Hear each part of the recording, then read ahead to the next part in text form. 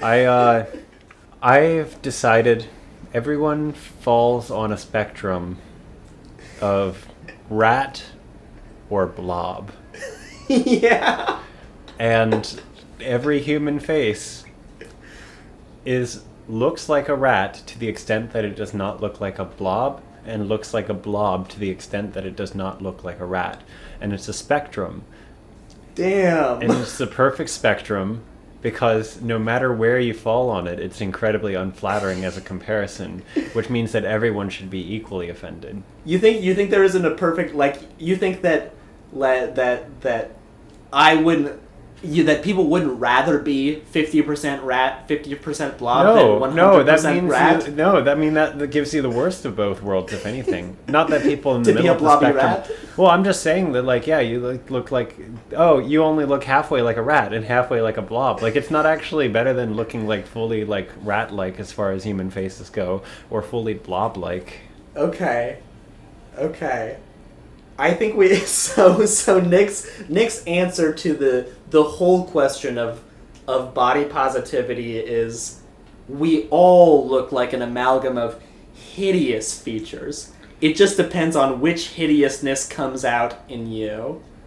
I mean, like, okay, you look at me. Do I look more like a rat or a blob to you? Definitely more like a rat. I agree, and you too. I think Yeah. that we both fall fairly along like the rat side of the spectrum. Both ratty. Right. Yeah. But, yeah, I mean, I've never seen the system fail. I think everyone looks like a rat or like a blob. You haven't seen it fail because it doesn't do anything. Like, there's no criteria. My model is just too correct. Right. My model is so perfect that it's functionally useless. Yeah.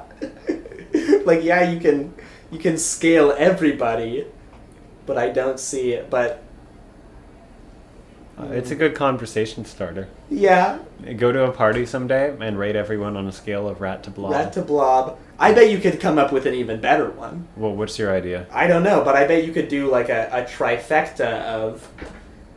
Damn, I gotta think of one now. I think like rat, worm, fish. Everyone, you're a little bit rat fish. You're almost zero worm. Really? Yeah.